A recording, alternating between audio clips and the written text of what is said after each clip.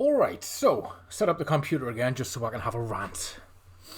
Something I enjoy doing right now is reading opponents' ideologies. I'm reading all kinds of stuff these days, and it makes us a better what I am. And one of the things I'm reading about is feminism and women and all this kind of stuff, and fucking hell, my god. Have I just read a book that blew my mind? Feminism for the 99%. For a second, I thought it would be up my aisle, because we're the 99%. But I'm not a feminist. So while reading this book, unsurprisingly, 90% of it is just whining. It's just complaining. I know that might sound sexist, but it's true. If you read this book, it basically never gets to the point. It does at the end, and we'll come to that. But my god. And credit where it's due, it criticizes capitalism really well. It does. It's, funnily enough, I mean, it mirrors itself off the Communist Manifesto, and it admits that. It's a Marxist book. And like the Marxist book, it criticizes capitalism really well. It really hits all the notes. But like Marxism, like the Communist Manifesto, where it completely fails is its fix for that.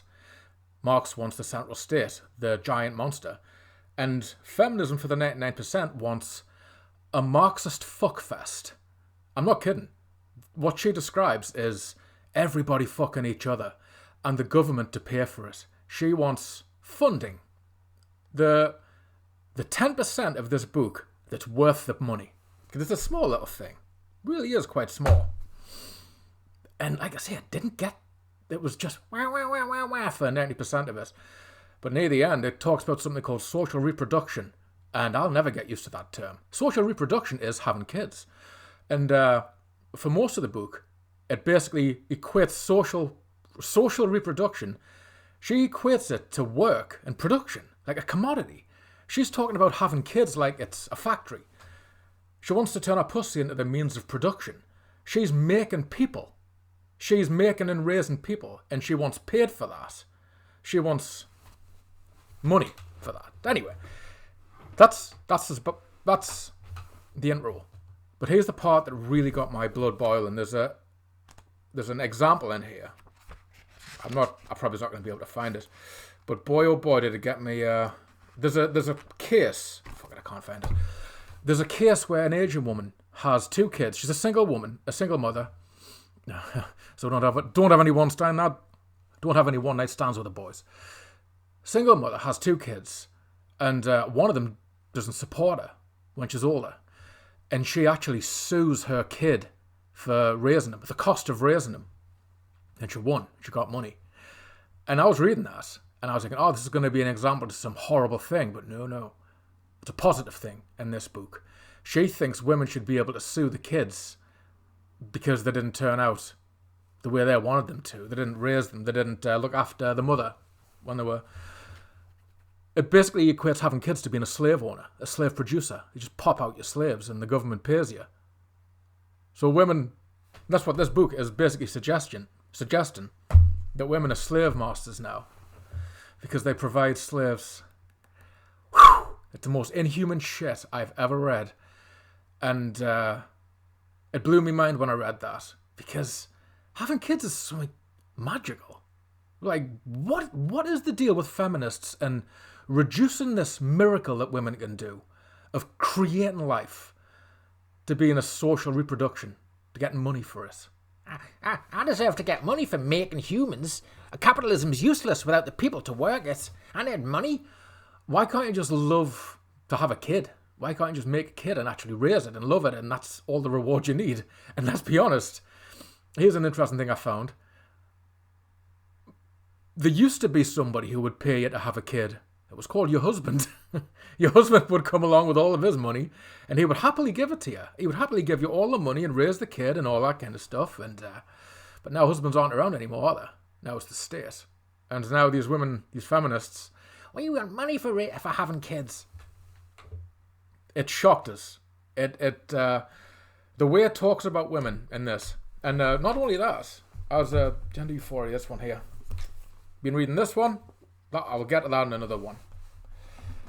Haven't got all the way through this, but I'm starting to realize something about women. Women. I misunderstood women all my life, it turns out. I had no idea they hated being women so much. They really hate being women, I've realised, and they're envious of men. They are constantly trying to match men. They hate that they're not men. And this is news to me, being a guy who puts women on a pedestal. Being a guy who wants to shuck and jive and impress women and try and like woo them and date them and all this kind of stuff. I had no idea women hated themselves so much and envied men so much. This is news to me. But it's very obvious now that I've been wrong about women.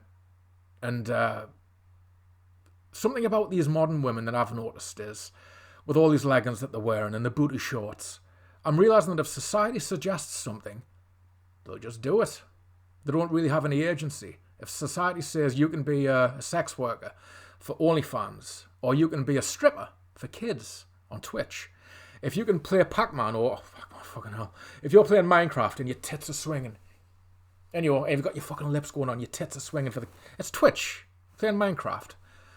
You're a stripper for kids. But society says that's okay, so you do it. And OnlyFans, you're a strip show, basically. Society says that's okay, so you do it. Hookup culture. Society says you can be a slut, so you do it. Then books like this come along and say the government should pay to have kids with everybody. Everybody except straight white men. That was something that she left out of her allies in this. People of colour, lesbians, gays, or the usual woke crowd. Everybody but straight white men are her ally in that book. In the other books as well, actually, if I'm being honest. It's not paranoia, this whole thing. This is a real thing. Not a lot of guys like me read books designed for women. And I've started. And I'm realising that. And this whole women follow the trend of society. Very dangerous. Because I've saw where the current's going. And it's ruining women. That's what the current society is doing. It's ruining women. No man wants to commit to a woman who's had 500 dicks inside her. No man wants to date a woman more than 3 dates. Oh, what's happened to my computer? No man wants to date a woman if she's being had in a disabled toilet for a compliment. We just don't. We just don't. You know what I mean? Women take advice off men. We don't want sluts.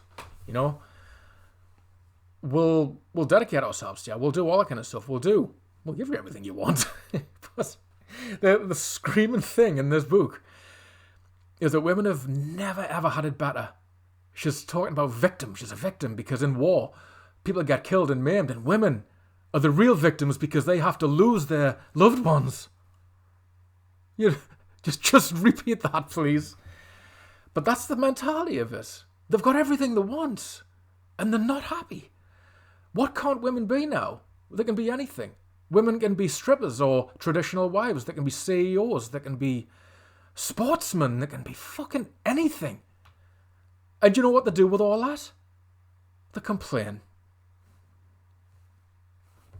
So that's me a bit of a rant. Let's get rid of that. It's distracting us. But, oh, for fuck's sake, what is this? Pop-ups that don't go away, man. Fuck. Yeah, just ruined my video, you motherfucker. I guess I have to carry on now. Let's have a bit of a look. What else is in here? What else? Now that Norton Antivirus has fucked up my video. Yeah. It's Marxism. What she's calling for is Marxism, and she conveniently forgets that Marxism has been tried and it always gets stalled at the centralised state point. It always becomes totalitarian. Just conveniently forgets that. Yeah, it's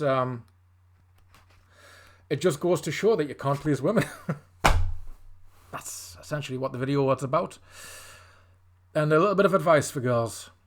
Really, women, don't take advice from women. I've read your media now. Women want to ruin women. There's a depopulation agenda going on right now. The mainstream media wants to lower the birth rate. You know, look, there's the vaccine stuff. There's the money situation. There's just the constant misery that's going on right now. It's a depopulation. And ladies, you're included in it. They're trying to make you unwantable, unfuckable. They're trying to make men undesirable to you. And I think it's working. Like I say, you walk around society these days and... look, girls, right? I see it. I see the girls in booty shorts and the leggings and all that kind of stuff.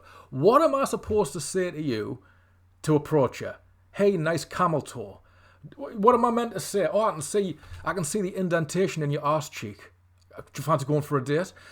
You know, I was having a Starbucks. I was sat right in front of you, and I can say, oh, for fuck's sake, Norton, man. What the fuck?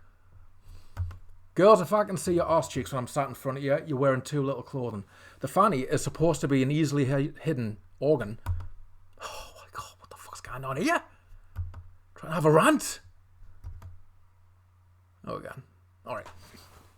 Essentially, if you want to be approached by men, because I've approached women, and I tend to approach lady women, feminine women, girls who are wearing a skirt or a dress, and they look approachable, you know? Girls who are basically half naked are impossible to approach without looking like a pervert. Because here's the reality. Yeah, we enjoy the shape of your bodies. We enjoy your titty meat hanging out. We enjoy looking at it. But we can't approach you and say that. Men are restraining themselves all the time. If you're ever curious, why isn't it like me? I want to get I'm gonna be 16 and get lip filler. I'm gonna be fucking 20. I'm gonna be a pretty girl and get plastic surgery. Why aren't people approaching us? It's because you're not approachable. Don't look like... We can approach a woman who's wearing a lovely dress or lovely hair or whatever like that. That's easy. Oh, you got a nice dress or whatever. But if you've overly sexualized yourself, we can't approach you and be charming or flattering because what are we going to say? You know,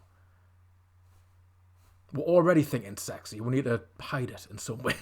Hey, because essentially when a man's asking a woman out, he's really kick-starting the process of eventually shagging her. That's what it is. And back in the old days, we would know everyone.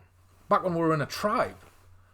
And I've been in the workplace, in a college, or whatever like that, it's so easy to ask a girl out. Because you all know each other.